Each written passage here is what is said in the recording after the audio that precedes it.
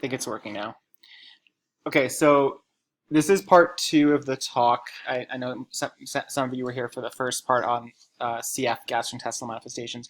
What I wanted to do is I just wanted to quickly, for those of you who weren't here, to just go through a little bit of the pathophysiology in one slide, and then we're going to pick up where we left off. Okay, we had talked about meconium ileus as one of the pathognomonic obstructive phenomena that we see with CF, and in terms of pathophysiology. So just a refresher that when you have CFTR dysfunction, the big issue is chloride secretion, which is one of the main roles of CFTR protein. With decreased chloride secretion, there follows decreased water and bicarbonate secretion, and that is a big issue in the GI tract because it alters the intestinal luminal milieu, and you see there for three main reasons. One, you can't neutralize gastric acid, which is important for digestion, and also alters the intestinal environment that may actually promote dysbiosis. There is dehydration of mucosa and luminal content, which is one of the big ones because you can't secrete fluid into the lumen, and therefore your mucus is drier than typical. And then also you have altered mucin properties because of the inability for the mucin proteins that make up mucus to unfold in a normal fashion, and therefore the end result of that is thick, viscous mucus, which plugs the crypts and can extend and adhere to the lining of the intestine.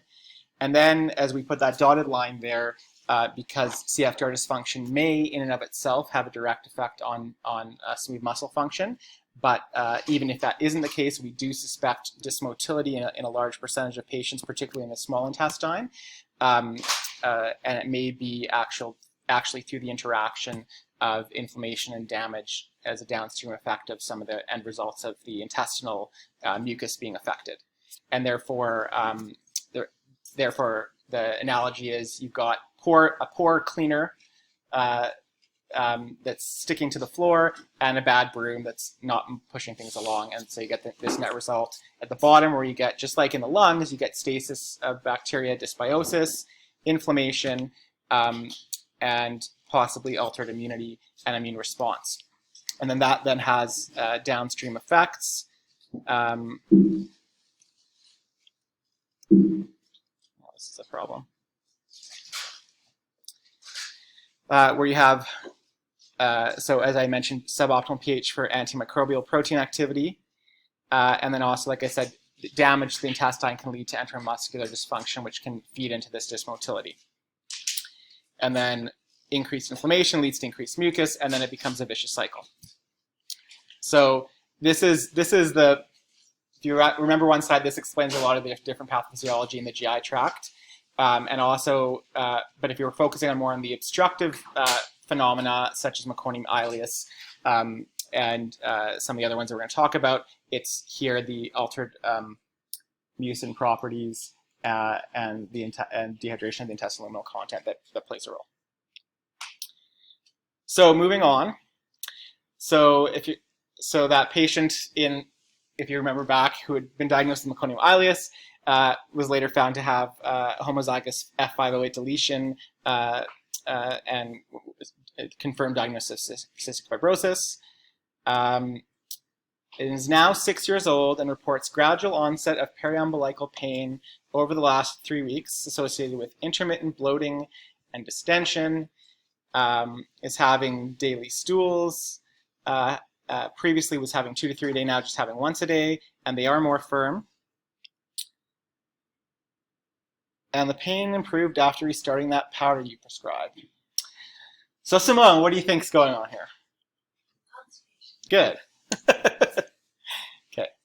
So constipation, up to 47% prevalence in pediatric patients with cystic fibrosis, which is obviously quite high. There haven't been a lot of studies, as is the case with pediatric CF and GI manifestations, but again, like I said, this was reported, which is high, but probably not that different from that of the general population. So when we think about constipation and cystic fibrosis, there probably is a lot of overlap between functional constipation and CF. There was also another study showing up to a 20% point prevalence at a routine outpatient visit, showing how common it is. And that's why when I'm in clinic and somebody complains of abdominal pain, I usually start there because it's a fairly high yield. While constipation in CF is thought to occur because of decreased intestinal fluid secretions, it is likely multifactorial. It is shown not to be associated with genotype, not surprisingly, nor has it been associated with pancreatic insufficiency. We have the issue in both pancreatic sufficient and insufficient patients. And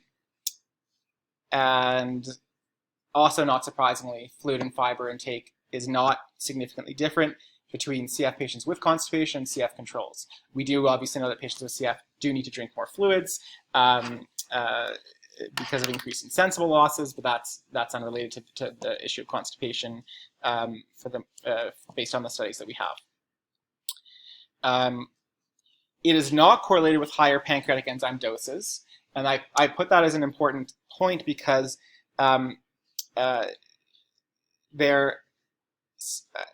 some had theorized previously that if we overdid it with pancreatic enzymes, it would actually result in constipation. But that's not been founded in any, it's never been proven. And in fact, this view can actually lead to underdosing where patients are scared about, parents are scared about them developing constipation if they overdo it. And in fact, that can then lead to fat malabsorption, which, as we'll talk about, may actually be associated with activation of the ileal brake and actually a paradoxical slowing of motility that can predispose them to other obstructive phenomena. So I have seen a few cases of that where parents have been scared to tell us that they have dropped the dose because they unilaterally were worried about constipation developing after starting it. And probably the issue is that patients who were starting it probably had fat malabsorption to begin with, may have had some steatorrhea with it, and then they started it, and then their underlying constipation became apparent after they were on the enzymes. So, and so as mentioned, there's an inconsistent association with percent fat excretion, but if anything, it might be associated with fat malabsorption, if anything, not with overdoing it on the enzymes. Another important point, and I put that in that presentation, is that it is actually quite common for patients with cystic fibrosis to report daily bowel movements even when they're constipated, because they eat a lot, right? Their caloric consumption is much greater than the average, and so they are still likely to have bowel movements. And so again, that's something that unless you actually pin them down on the frequency and the consistency of the bowel movements, let's say, well, it's normal, they're going every day, but in fact, that isn't a reassuring fact. So management, similar principles to that in DIOS, to that of functional constipation. We still start with PEG-based laxatives, and then in the literature they talk about additional or second-line treatments, which basically are other laxatives that we would trial in constipation, such as other osmotic laxatives like lactulose, milk of magnesia, bisacodyl, Senna, usual suspects, and then sometimes enemas as well if needed, but generally PEG-based treatments are often sufficient. In CF, there is a caution about using mineral oil, and does anyone know what the reason might be why concerned about using mineral oil in patients with CF, particularly my hint being pancreatic insufficient patients? Just to everyone, yeah.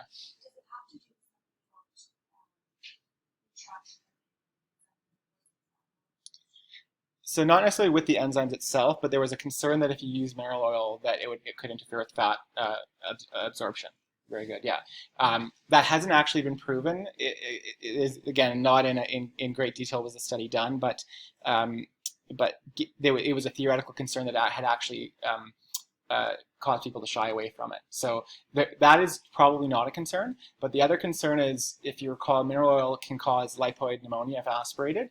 And in patients with CF in particular, who may have higher rates of reflux and may have more chronic lung disease, that's another reason why we generally try and avoid it if possible. And then other agents that have been reported and or studied in constipation include prucalopride, which you probably are all familiar with, I'll talk about it more later, but there was a case series, which I'll show you, about patients with refractory constipation and/or distal intestinal obstruction syndrome, but with encouraging results. And then lubiprostone, actually, there has been a case series as well. It is not approved in pediatrics, but there is a case series in CF patients that showed that there was a reduction in symptoms of constipation in patients who were on lubiprostone. So this patient is now 9 years old. We managed the constipation. 9 years old, and then presents with acute onset right lower quadrant pain, distended abdomen with a palpable mass in the right lower quadrant. And this is the X-ray provided. So Amelia, what is your working diagnosis, and name a couple things on the differential diagnosis?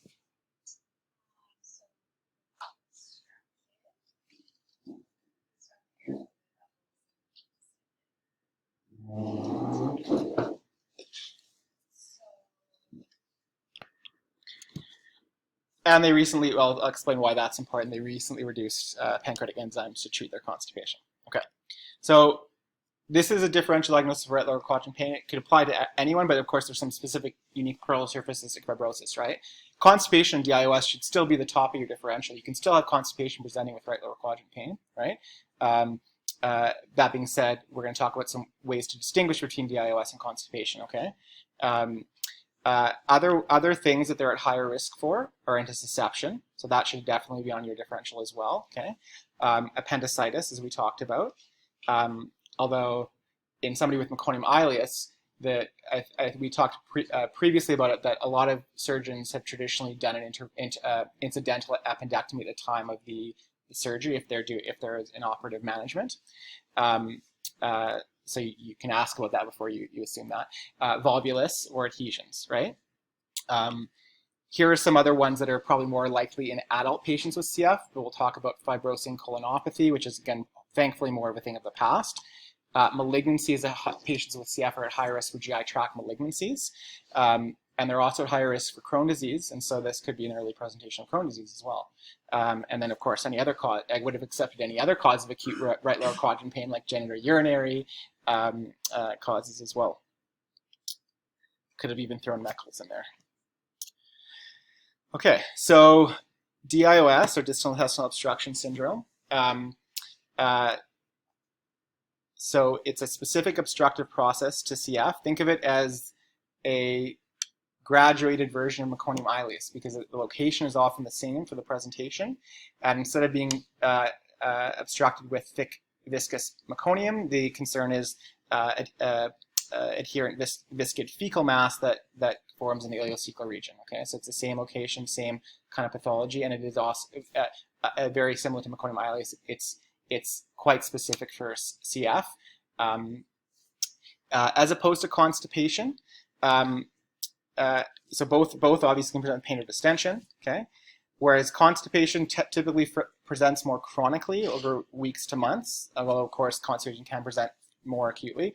The presentation is usually not as severe as DIOS, and it generally responds to laxatives and normal dosing, right? As opposed to DIOS, where, as mentioned, I should also mention constipation. Obviously, where do we feel for typically for constipation? If high yield is the left lower quadrant, right?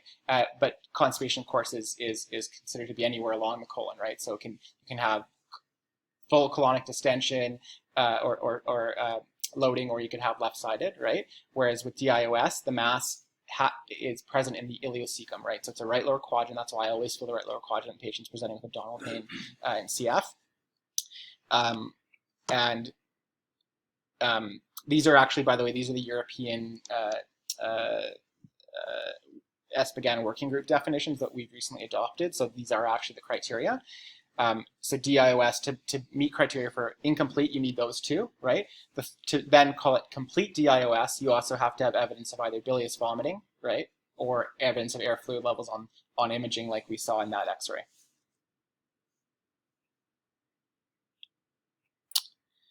So this is a nice CT, because now we're doing better cross-sectional imaging.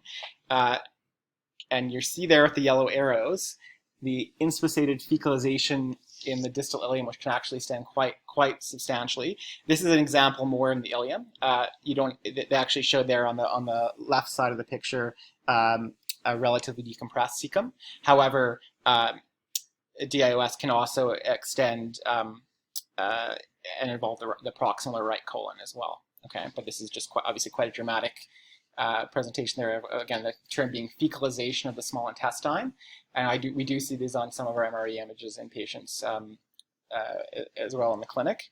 And then you can sometimes see upstream dilatation or fluid levels.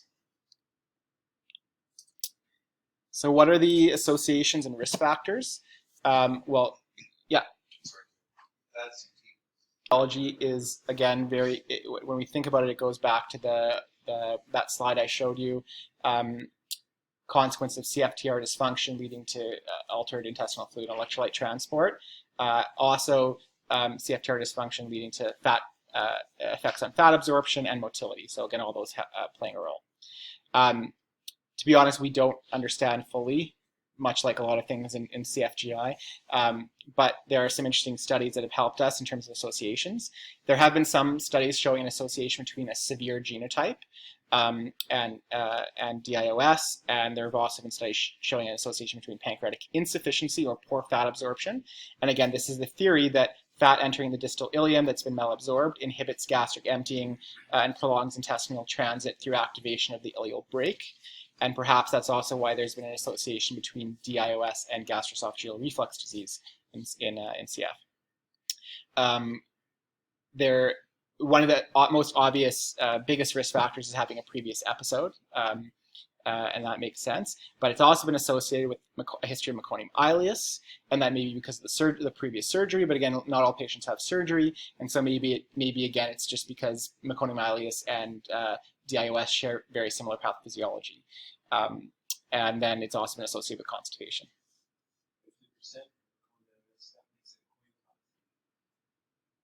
Up to 50% have a history of meconium ileus, compared to anywhere between 7 and 20% of the population of CF who have meconium ileus, right? So it is overrepresented, right? But the ... was the fact that it's probably further affected by secondary effects of CF related diseases and their management, as well as environmental factors. And so to drive that point home, despite, like I told you, there was an association between DIOS and severe genotypes, there have also been monozygotic and dizygotic twin concordance studies that have actually suggested that neither CFTR nor non-CFTR genes play a large role. Which again suggests that there's probably more to it than just the CFTR dysfunction that we see. One really interesting study showed hotter peak temperature preceding the presentation of either DIOS or constipation. So although I've again harped about how fluid intake probably doesn't play a role in constipation in CF, there probably are some factors that contribute, right? So if you have a higher ambient temperature or other causes of increased insensible fluid losses may promote more intestinal intraluminal dehydration. That's the theory as to why that may be the case. One huge risk factor is having a lung transplant. So again, thankfully we don't see a lot of that, but in the adult world, they actually have protocols post-transplant to prevent prophylactically to prevent the development of DIOS with basically regular laxative management and close attention to it. Proposed reasons why are perioperative dehydration, fevers, or other causes of increased insensible losses, as well as immobilization and narcotic use post-transplant. So that's right in the immediate period? Yes, in the immediate within the first few weeks, yeah. And then there's others, like I mentioned, so abdominal surgery, not surprisingly, and then others were listed here for reasons not fully known, including having a history of CF-related diabetes or CF liver disease. So, go figure. Management does depend on a lot of different things. I have a whole presentation on this, but I'm just trying to distill it to one slide.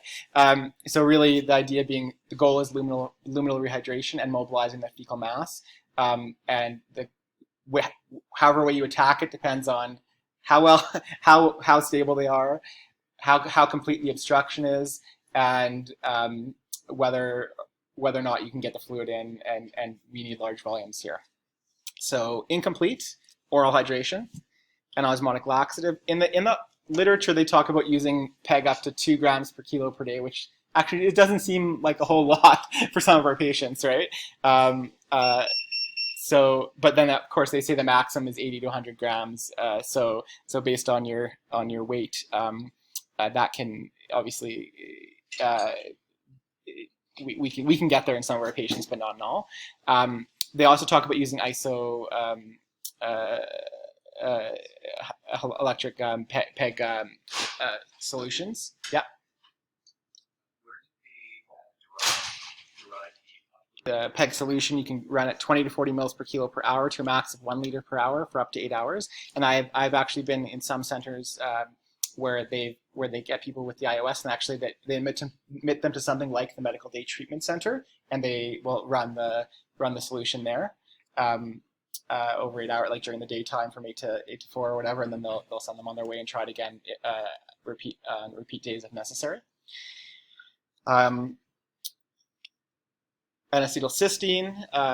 So the dose that we use is akin to the dose used for Tylenol overdose, but of course we're giving this orally or enterally. And so the loading dose is 0.14 gram per kilogram, and because it's given as a 20% solution, you do the math and it ends up being 0.7 mils per kilo. Then that's often diluted to a concentration of a final concentration of 5% if they're going to take it orally. So that's the calculation there. So then you have to then dilute it 1 parts solution at 3 parts fluid to get 1 in 4 dilution to get it to 5%. And we have nice algorithms, or we have nice tables if you ever come down to the CF clinic. And I can also email you the PDF of how we calculate rough amounts of the dose and how we give the loading dose. Then every subsequent dose is given about half the volume and dose. And we repeat that every 6 to 8 hours afterwards as needed. And then Prokinetics may be a consideration in the setting of incomplete DIOS. Of course, the concern is that if they have complete DIOS, then it's not going to be as helpful and may actually worsen things. So for complete DIOS, you could still consider osmotic laxative, but you're more likely going to have to require to give it PO. This is where we start talking about using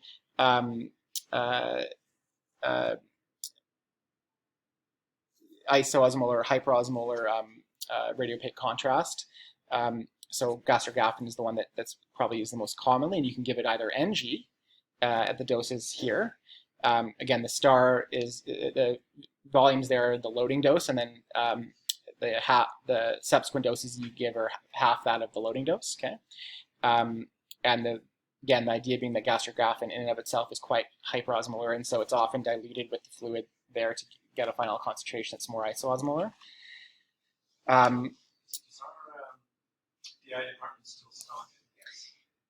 So they don't carry it here, gastrografin, at the Adler Children's Hospital. You have to actually, the Foothills still carries it.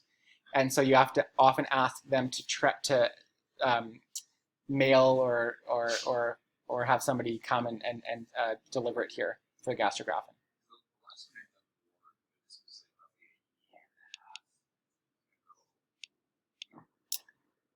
Gastrografin enema, right? And in that case, we usually recommend it be done under radiologic guidance to actually ensure, just much like with meconium-ileus, a very similar protocol, that they do it under a controlled setting, that they have fluoro visualization where they're putting the contrast in, and hopefully, much like in meconium-ileus, a successful result where they actually can get it to reflex into the ileum, right? And similar risks, if you're using hyperosmolar contrast, fluid shifts leading to potential risk for dehydration, so you definitely need to have IV fluids on board, and then also, again, possible risk of perforation, so needing to having the increased safety of doing it under guidance.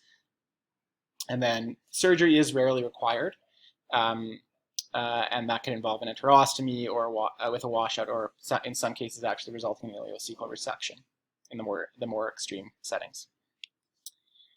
And after you have an episode of DIOS, like I mentioned, the risk of having another episode is significantly increased.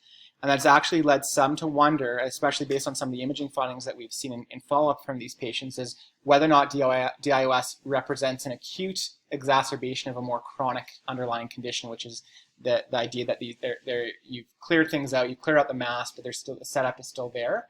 And so, again, that you've got the sticky mucoid viscous fecal material that's strongly adherent to the crypts and the villi and is difficult to remove, which is why and so recurrence is being a potentially aggravation of a permanent condition. So most will recommend, and the task force on this has recommended a strong consideration of prophylactic or a maintenance laxative regimen after a first episode of DIOS.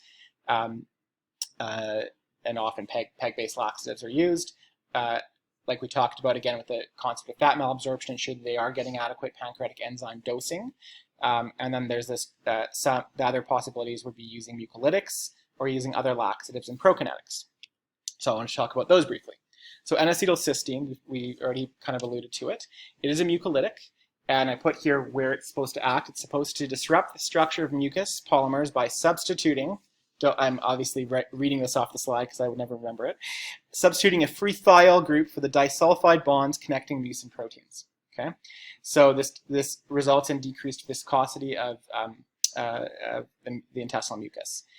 So its potential uses are in severe refractory constipation, meconium-ileus, as we already talked about, and then also in distal intestinal obstruction syndrome, although admittedly there's been no evidence showing that it's helpful, that it increases efficacy during an acute event. You've probably seen that when we do recommend that it be given, especially when it's given orally, that it's drunk with cola, or sometimes people like to do it in juice, but cola is the one that's most popular. And why is that? Well, the adverse effects are related to the release of hydrogen sulfide, so it gives a bad odor, and it can also induce nausea and vomiting. So the cola is to mask the taste and the discomfort if you're going to burp up and get that gas coming up. So our patients really don't like doing it. And rarely can also cause stomatitis or rhinorrhea. So that's one option.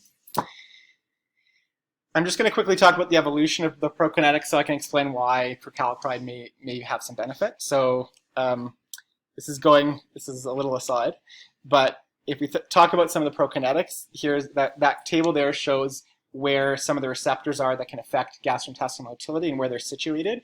So domperidone, which we actually do use in some patients with CF in whom we suspect dysmotility, not available in the States because of the black box warning associated with it, but it acts as a peripheral D2 receptor antagonist, and so its effects, as you can see, are predominantly in the upper GI tract, and that may still be of benefit to patients with chronic DIOS because of the effects on the proximal small bowel.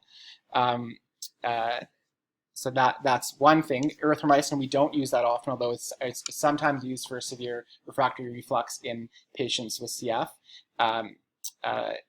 It's a motilin agonist, and so at low doses it has effects on neural motilin receptors and augments phase 3 migraine motor complexes.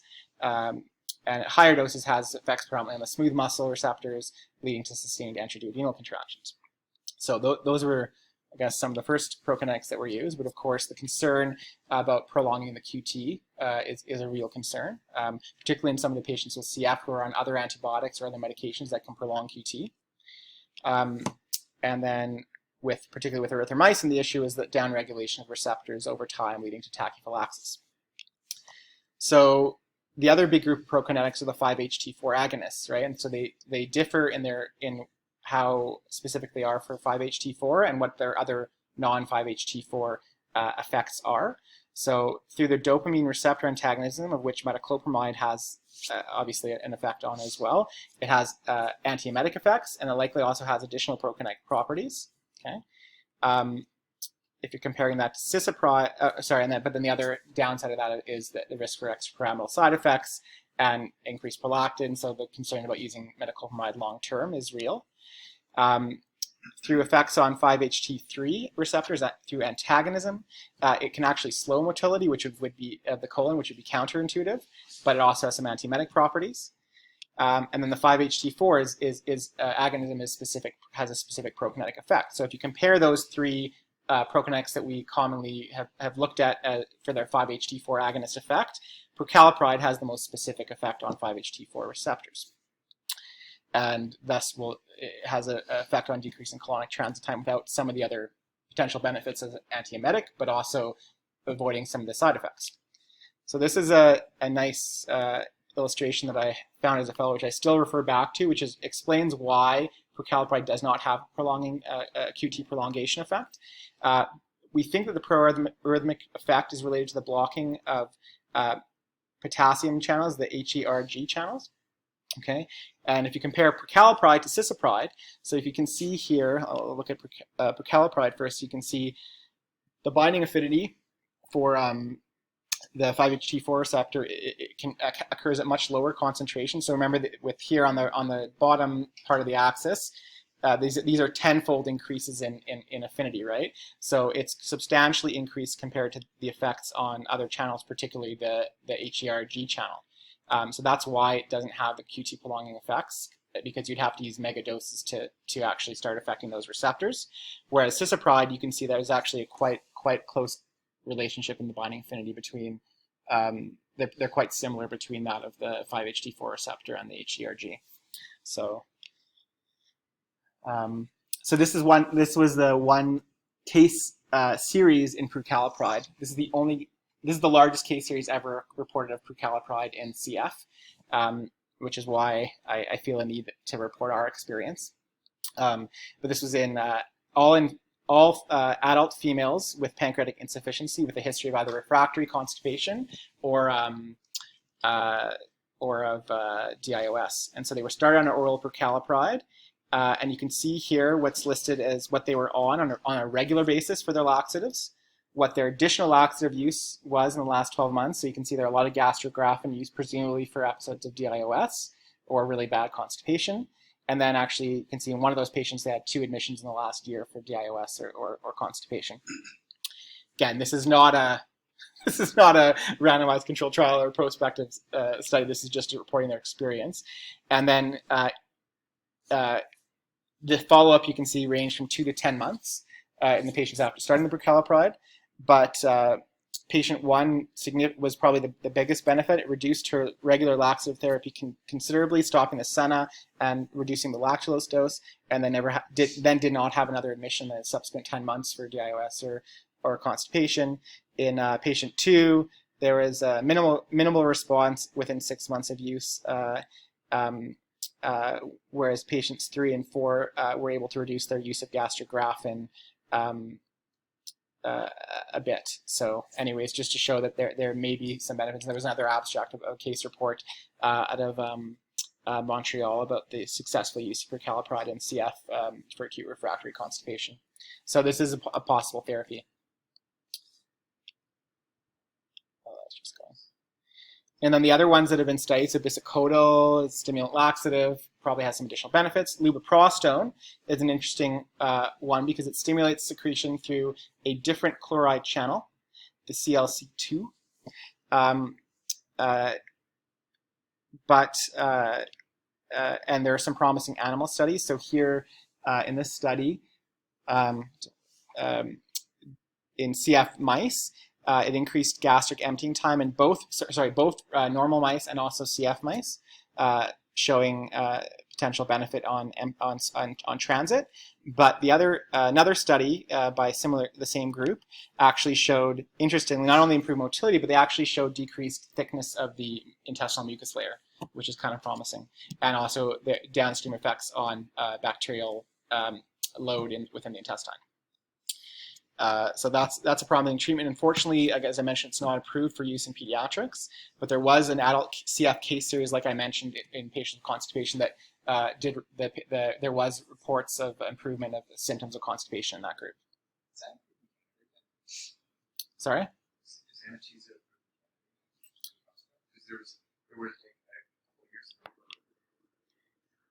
So, same patient 4 years later. Okay, now 13. Improved adherence to the pancreatic enzymes, well hydrated since the episode of DIOS.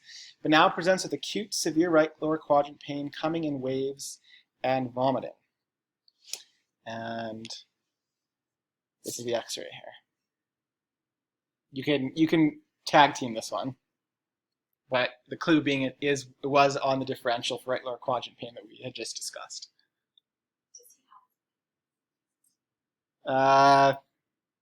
Possibly. Retreating into a gas-filled pocket, which results in this crescent-shaped gas pocket that you see there. So yes, this is intussusception. Okay, so about a 1% incidence requiring medical attention in CF, which is thought to be 10 times greater than that of the general population. Okay, male predominance similar to that of the general population, about 2 to 1. And in CF, so what's the typical age of presentation? What's the highest rate in general population?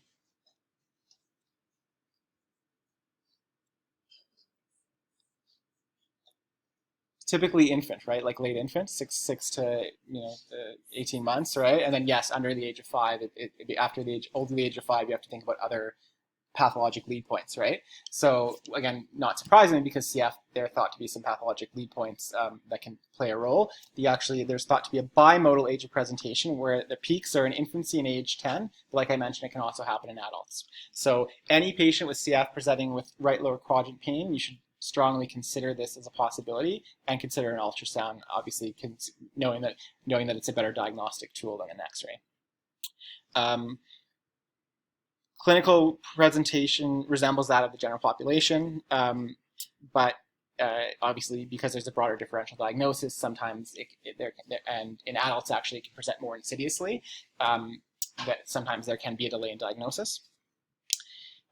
It is usually ileocolic, just like that of the general population, but there are some other possibilities, including colic or ileal or small intestinal. Lead points thought to be an issue are the inspissated fecal material or viscous mucus, lymphoid follicles because because of the dysbiosis and inflammation that can exist in these patients, appendiceal mucocele. So actually, so what is this sign? So, but what is, so you see that, but what's here? What's this thing? Within the donut. So here's the two walls, right? Here's the two walls, yeah, right? And I actually can't remember if this is the target or the donut, because I always mix the two up. It actually pertains to how, if you're catching this side view or end on. That's the appendix. Yeah, so that's an appendiceal mucocele within that was a lead point. Yeah, it's kind of a neat one. Dr. Mashida had found it, and sorry, did have a pen. I just didn't want to confuse you. So appendiceal mucocele. So that refers to distended appendix. Fecal concretions, which can or severe constipation, which can lead to colic intussusception. And then in adults or older patients, or particularly post-transplant, you have to consider the possibility of GI polyps or malignancy as a lead point. As we mentioned, the clinical presentation management is similar. Care is similar, right? Still, most will respond to the treatment of choice, which is a hydrostatic enema. If that fails, obviously, then proceed with surgery. But just other things to consider. So post-care, if it is thought to be related to fecalization or inspissated secretions, consider an aggressive bowel regimen post intussusception reduction, and then also ensure adherence to pancreatic enzyme replacement therapy, which is the common theme that I've been getting at for the last little bit. Okay, so then this patient comes back with recurrence of right lower quadrant pain following non-operative reduction. Is now febrile and has a high white blood cell count, and you do an ultrasound to rule out recurrent intussusception, and you find this. And I think I have a couple pictures here. Okay, so right flank, see this here? Then there's some fluid around it.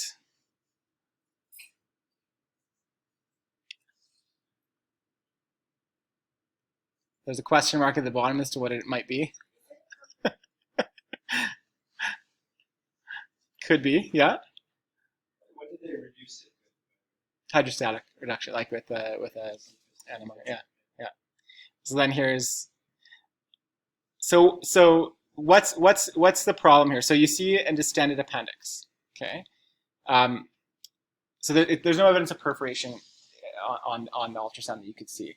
But so the distended appendix, what could this represent? Is this clear? Is this absolutely appendicitis in this patient, or what else could it be in knowing that they have CF? Yeah, so you can have appendiceal mucosal, which is basically a distended fluid, a mucin-filled appendix, which is very common.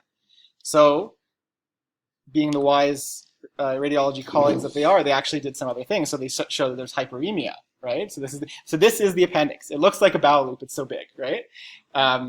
And you can see that there's hyperemia, and there's actually, this is a really lovely picture of the appendix next to the ileum. You can see how similar they are in lumen, in caliber, right? So I'm not a bowel ultrasound expert, but I knew that was a bit funky. Yeah, the black, white, black on the appendix, that's when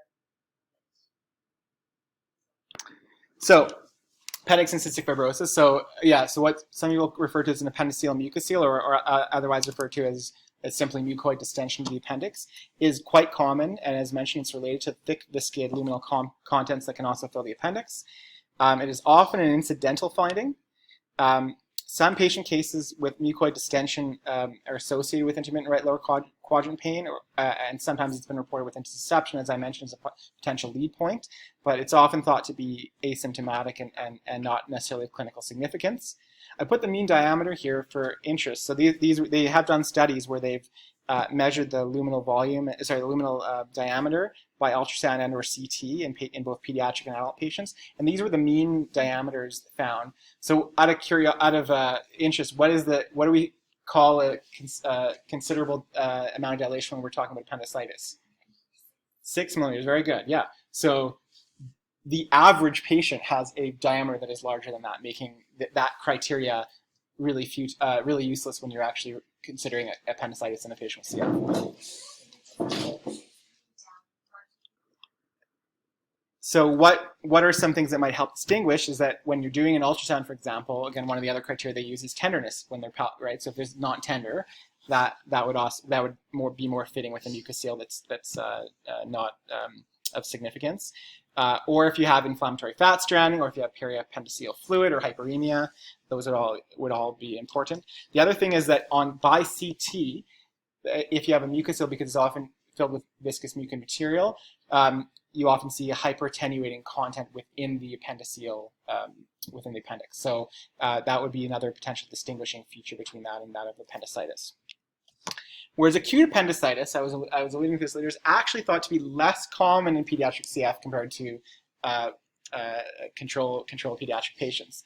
And again, there haven't been a lot of recent data on this, but there are a lot of theories as to why that might be. One is that a lot of them get their appendix removed, right? Okay. The other thought is that maybe the chronic distension is a protective factor, because if the lumen is constantly filled, it's less likely to get obstructed by an appendical lift. The other thought is that patients with CF are more likely to get chronic antibiotics or current antibiotic courses, so maybe they are prone to getting them, but they're being partially treated, which also probably relates to the fact as to why when they do get appendicitis, that they are more likely to present with perforation, or because of the delay in diagnosis, because of both the diagnostic dilemma and also the fact that imaging may not be necessarily diagnostic, or there may be some question because of the lumen always being big in a lot of these patients.